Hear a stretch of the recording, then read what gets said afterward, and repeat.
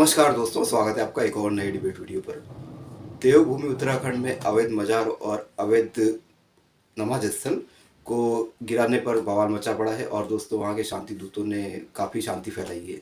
तो दोस्तों इसका पहला पार्ट तो मैंने आप बना चुका है और ये है सेकंड पार्ट। तो दोस्तों अब आप देखिए, ये जो मौलाना है ये तो भड़का देते हैं इन शांति दूतों को और ये शांति दूत आकर शांति फैलाते हैं, लेकिन उसके बाद होता क्या है? उसके बाद होता ये है कि मौलाना जी के कुछ केस होते हैं और ये बाहर आ जाते हैं और वही करते हैं जो करते रहते हैं। इनकी आदत पड़ चुकी है पुरानी सरकारों की वजह से। लेकिन पुरानी सरकारों में ये होता था कि इन शांति दूतों पर कोई कार्रवाई इतनी होती नहीं थी, ना इनसे कुछ लेना देना रहता था। लेकिन अब की सरकारें, जो योगी जी ने ट्रेंड शुरू किया है, इन सारी खर्चा जो इन्होंने नुकसान किया है सारी भरपाई इनसे ही लेते हैं और इन पे अच्छी कार्रवाई भी होती है और अच्छी तरह से सजा भी भुगतते हैं। जेल में जाके इनकी चप्पलें घिस जाती है, इनका परिवार रोता है और सभी रास्ते पर आ जाते हैं। तो दोस्तों यही अमिताभ अग्निहोत्री जी ने इस डिबेट में एक्सप्लेन किया है। मैं मिलता हूँ आपसे डिबेट के लास्ट में। तो फिलहाल चलते शुरू करते डिबेट वीडियो। Let's start. जी क्या चल रहा है शमशेर सिंह जी? देखते जाओ बस। मैं एक सलाह देता हूं राहुल जी को, आपकी पार्टी के बड़े नेता हैं। पूजा पाठ करने का मन है, अच्छी बात है, होना चाहिए, सबका होना चाहिए, उनका भी होना चाहिए। तो पूजा पाठ के विधान समझ लो। क्या नमाज पढ़ने की एक प्रक्रिया है? एक टांग ऊपर उठा के तो नमाज नहीं पढ़ने लगेगा कोई। वजू करने का एक सिस्टम है, रुद्राभिषेक का भी एक सिस्टम है। नहीं, बिल्कुल ठीक है कि महादेव पर जो जल, दूध या गन्ने का रस जिससे भी कर रहे हो वो कैसे चढ़ेगा, दूसरा हाथ कहां होगा और धार कहां गिरेगी, ऐसा तो नहीं होना चाहिए कि ठेले ठेले ले ले ले ले। नहीं, इससे फायदे की जगह नुकसान नहीं हो जाता। राज बाबू आपको दिल पे हाथ रख के बताओ, देवघर वाला वीडियो देखो, पंडित जी कह रहे हैं अरे चाचा इधर इधर चढ़ाओ, ऐसे बताइए राज भाई। नहीं, एक्चुअली क्या है, दिक्कत क्या हो रही है इस देश में कि चुनी हुई सरकार जो जिस चीज के लिए चुनी गई है वो काम नहीं कर रही है। मुझे आपत्ति है, मैं एक बात कहना चाह रहा हूं, मैं राहुल जी पे नहीं जाऊंगा, लेकिन प्रज्ञा जी मैं आपसे रिक्वेस्ट करता हूं, आफ्टर वेरी उनका जवाब दूंगी, मुझे जवाब देने का मौका दीजिएगा। और गुस्सा नहीं होना है, बिल्कुल गुस्सा नहीं होना है, गुस्सा होना नहीं है। आप झूठ ना बोलिए, मुझे इतना बता दीजिए राहुल जी ने फौरन में क्या कहा था। हमारे मित्र राज जी ने पूछा कि राहुल गांधी का बयान दिलाओ, को याद दिलाओ। अब मेरे साथ ये प्रभु की बड़ी विचित्र लीला है कि मैं कुछ भूलना भी चाहूं, मुफ्ती साहब तो ये भूलने नहीं देते मुझे परमात्मा। क्या कोई गूगल साथ नहीं रखता, कोई साधन नहीं, कोई कागज पत्तर नहीं रखता, ऐसा लगता है वो दिमाग में फेंक देते हैं। अब ये लोग क्या, नेहरू जी के वंश का युवा, अब तो खैर युवा नहीं, युवा से थोड़ा आगे राहुल जी, वो मैं समझता हूं हो सकता है किस मुद्रा में कह गया, मैं उन पर कोई बहुत आक्षेप नहीं करना, लेकिन उनका एक बयान था जिससे वो भाग नहीं सकते कि लोग मंदिर जाते हैं चप्पल चोरी करने और लड़की छेड़ने। कोई मूर्ख आदमी भी ऐसा बोलेगा कि लड़की छेड़ने मंदिर जाते हैं? अच्छा आप मंदिर गए, फिर अभी आप भी मंदिर होके आए, ऐसा बयान काहे को तो जो गले में पड़ जाए। मंदिर नहीं, हम तो कोई मुझसे ये कहे कि मस्जिद भी लोग लड़की छेड़ने जाते हैं तो भी मैं बुरा मानूंगा, गुरुद्वारा किसी के लिए कहे, ये कोई भाषा है? जो लोगों को वोट की राजनीति करनी है उनको तो जुबान पर एक्स्ट्रा एहतियात रखना चाहिए। सावधानी हटी, दुर्घटना घटी।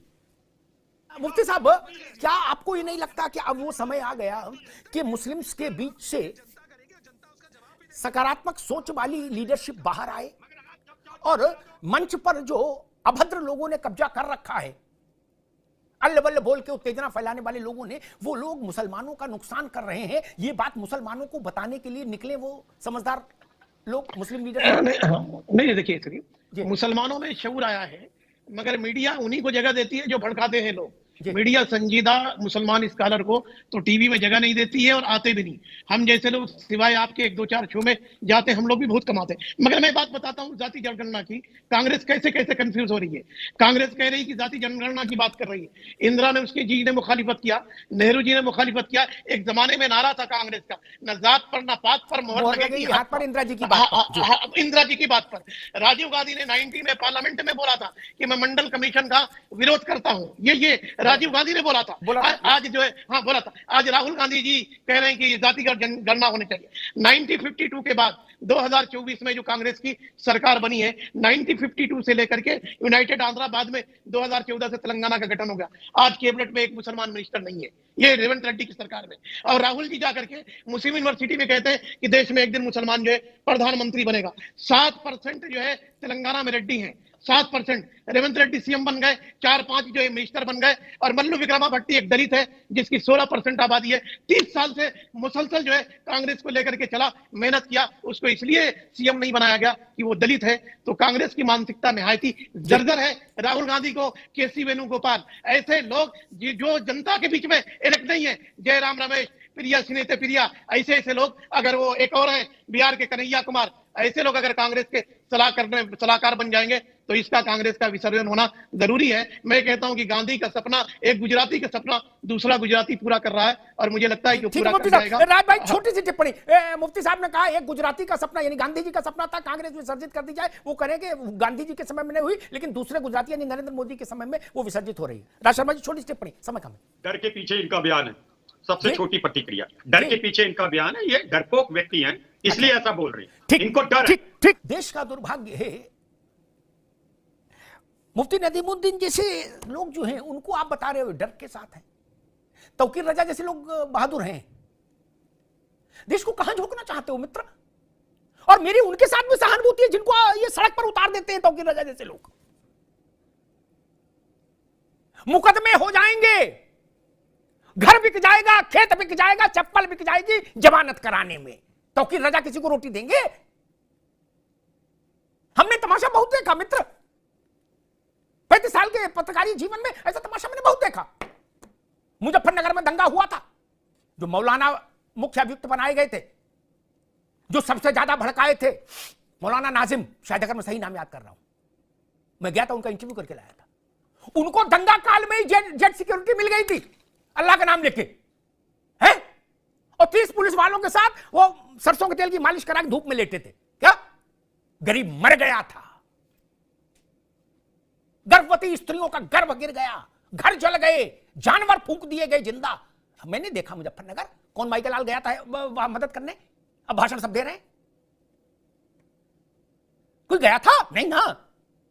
मौलाना नजीर, हाँ मौलाना नजीर का जलवा अफरोज हो गया, लेकिन रज्जाक और अब्दुल का बर्तन भाड़े बिक गए। आज तक मुकदमे झेल रहे हैं, आज तक मुफ्ती साहब हैं, बर्तन भाड़े बिक गए, चप्पल बिक गई, फिर भी अदालतों में धक्के खा रहे हैं। मैं नहीं देखा। कांग्रेस गई, समाजवादी गए उनकी मदद होने, बसपा गए नहीं। फिर मैं फिर कहता हूं, घड़ी की सुई को ठीक दिशा में रखो। ये बात जो कही साध्वी प्रज्ञा ने या मनोज पंडित ने ठीक कही। इसको इसलिए मत लीजिए कि भाजपा ज्यादा सीटें जीत रही है। देश बदल गया है मित्र, बदल गया है। अब बनात वाला नहीं चलेगा, जियाउर रहमान अंसारी नहीं चलेगा। मैंने कल कहा था, सुप्रीम कोर्ट ने शाहबानों पर फैसला दिया, मुफ्ती साहब को याद है।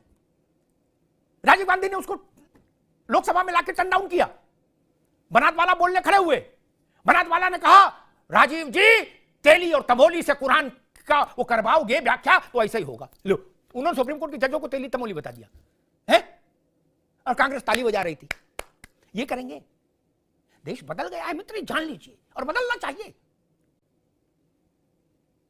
और मैं तो कहता हूं,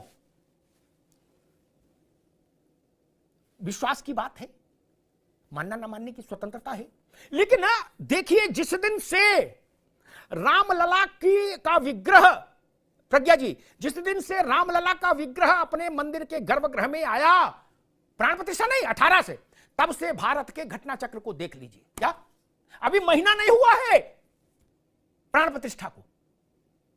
मुझसे एक सज्जन कह रहे थे, वो कह तो मजाक में रहे थे, लेकिन ठीक है, हास्य बोध है, उसी रूप में लीजिए। उन्होंने कहा कि कांग्रेस के लोग कह रहे थे, दिग्विजय सिंह वगैरह, राज भाई, कि बहुत गलत मुहूर्त में रामलला की प्राण प्रतिष्ठा हो रही है। तो हमसे एक नेता कह रहे थे कि भाई साहब वो सही कह रहे थे, जो कुछ पोटली में था वो भी जा रहा है कांग्रेस की। क्या मुहूर्त गलत ही निकला उनके लिए? तो भाई, भुनी हुई एक राजा नल की कथा आती है, उनका भाग्य विपरीत दिशा में गया। मनोज पंडित जी, राजपाट चला गया, जेवर चला गया, तीर तलवार सब चली गई, अपनी पत्नी के साथ नदी किनारे आ गए मुफ्ती साहब। बोले मछली पकड़ के ले आते हैं, तुम चूल्हा जलाओ यहीं कंडा, और इसी मछली भून खा लेंगे और कुछ नहीं। फिर बोले अच्छा भून तो ली है, तब तक नहा के फिर खाते हैं। देखा क्या मछली भुनी हुई मछली नदी में वापस भाग गई। क्या इंडिया गठबंधन के साथ वैसा नहीं हो रहा है? भुनी हुई मछली नदी में भाग रही, ये क्या स्थिति बन रही है? ये रामचक्र है, कालचक्र भी है और रामचक्र भी है। इस देश के मन को समझना जरूरी है। जिन लोगों ने काल्पनिक कहा वो राम की मूर्ति का ताप देखे, क्या से क्या हो गए देखते देखते। एक वो गाना था, क्या से क्या हो गए देखते देखते, क्या स्थिति बन गई। मैं फिर कहूंगा, हल्द्वानी हो, बरेली हो, कलकत्ता हो, उत्तेजना का दौर छोड़ दीजिए। उत्तेजना से कुछ हासिल नहीं होगा, और अब उत्तेजना भी आप नहीं फैला पाएंगे, ये जान लीजिए। आज मेरी अपनी जानकारी है राजबाबू, हल्द्वानी में मुफ्ती साहब सैकड़ों अतिक्रमण हटाए गए, सैकड़ों, कहीं कोई विरोध नहीं हुआ।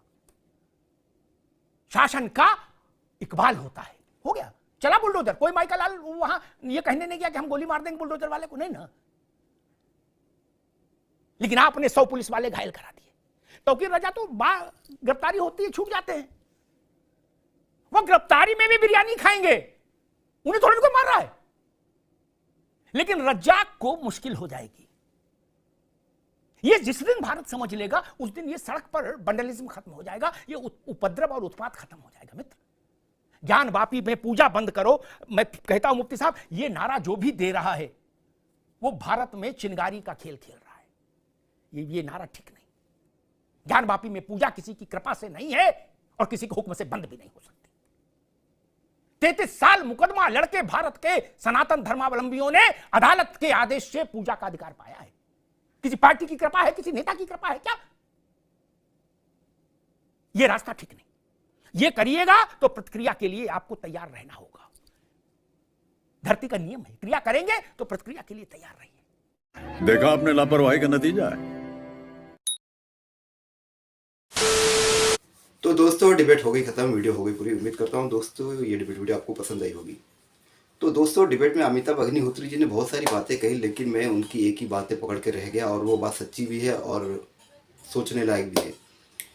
ये शांत विद्युत मेरे ख्याल से कम पढ़े लिखे ही होते हैं जो ऐसा करते हैं। ये बात सही, इसलिए कहते हैं एजुकेशन बहुत ज़रूरी है।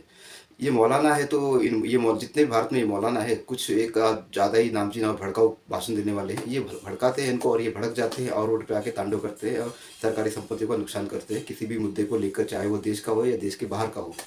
तो ये सब अपना काम कर लेते हैं। पहले की सरकार में कुछ कार्रवाई होती नहीं थी, सरकारें बस चुप रहती थी और जो नुकसान हो गया। लेकिन अब की सरकारें ऐसे नहीं है। जो योगी जी ने ट्रेंड किया है, मैं हमेशा कहता हूँ, जो योगी जी ने ट्रेंड किया है, बुलडोजर से इनके घर मकान प्रॉपर्टी जो है सारे ध्वस्त कर लेते हैं। जो जब्त करने लायक होते हैं जब्त कर लिया जाता है और इन पर केस होता है, वो अलग बर्बाद हो जाते हैं, तबाह हो जाते हैं। परिवार का परिवार पूरा रास्ते पर आ जाता है, भीख मांगने पर मजबूर हो जाते हैं, फिर भी ये सुधरते नहीं हैं। लेकिन जिन पर बीत चुकी है वो जरूर सुधर जाते हैं, बदल जाते हैं, क्योंकि उनको समझ आ जाता है कि ये मैं करूँगा तो इसका अंजाम क्या होगा। तो दोस्तों ये ज़रूरी है। इसलिए जहाँ पर बीजेपी का राज है, इन पर ऐसी कार्रवाई हो रही है। अब उत्तराखंड में हो गया है तो इन पर आप कार्रवाई शुरू होगी। इसके बाद देखना इनके आंसू निकलेंगे, ऊपर से नीचे से, आगे से पीछे से, लेकिन कोई सुनवाई नहीं होने वाली है। भाई काम किया है तो शांति फैलाई, तो आपको भी शांति का पैगाम हम देंगे अच्छे से। तो दोस्तों उम्मीद करता हूँ ये डिबेट वीडियो कंटेंट मेरा काम आपको पसंद आया होगा। अगर ये डिबेट वीडियो ये कंटेंट मेरा काम अमिताभ अग्निहोत्री जी की डिबेट आपको पसंद आई तो चैनल सब्सक्राइब करते जरूर जाएंगे। मिलता हूँ आपसे अगली वीडियो में, तब तक के लिए जय हिंद, वंदे मातरम।